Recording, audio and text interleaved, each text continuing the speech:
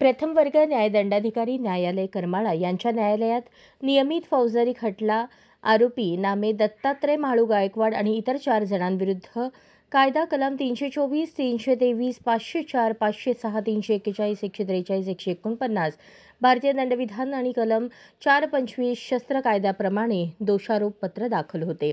प्रकरणात फिर्यादी नामे भागोजी गणपत वाघमोडे राहणार जिंती यांनी 2 डिसेंबर 2013 रोजी पोलीस स्टेशन करमाळा येथे गुन्हा रजिस्टर नंबर 353/2013 दाखल करून आरोपीविरुद्ध कारवाईची मागणी केली होती.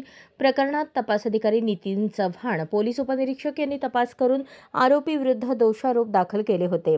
प्रकरणात फिर्यादी नामे भागोजी गणपत वाघमोडे यांचा न्यायालयात शपथेवर जबाब निशाणी 90 खाली नोंदवण्यात आली.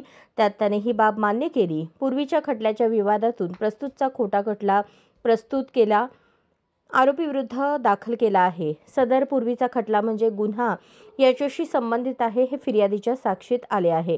तसेच अभियोग पक्षाच्या पुराव्यातून फिर्यादी व साक्षीदार आणि आरोपी हे परस्पर विरोधी राजकीय गटातील असल्याची बाब पटलावर आलेली आहे.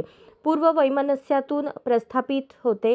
त्यामुळे फिर्यादीने दिलेली कबुली विश्वासार्ह वाटते की त्याने खोटा खटला दाखल केला आहे. निश्चितपणे कायद्यातील तरतुदींचा दुरुपयोग करून याबाबत फिर्यादीवर फौजदार प्रक्रिया संहिता कलम 340 प्रमाणे कारवाई करणे आवश्यक असल्याचे प्रथम वर्ग न्यायदंडाधिकारी न्यायाधीश SP कुलकर्णी यांनी निरीक्षण नोंदवले.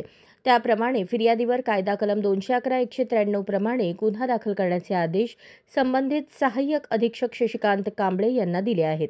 आरोपीची निर्दोष मुक्तता 1 एप्रिल 2025 रोजी करण्यात आली. करमाळ्याच्या न्यायालयातील ही पहिलीच घटना असून यामुळे खोटे गुन्हे दाखल करणाऱ्यांवर नियंत्रण बसू शकेल आणि खोट्या गुन्ह्यात गोवण्याची जी प्रवृत्ती आहे त्याला आळा बसेल. या प्रकरणात सरकार पक्षातर्फे सरकारी वकील SR जोशी यांनी आणि आरोपीतर्फे RB नीळ यांनी काम पाहिले. कोर्ट पैरवी म्हणून समाधान दुधे यांनी काम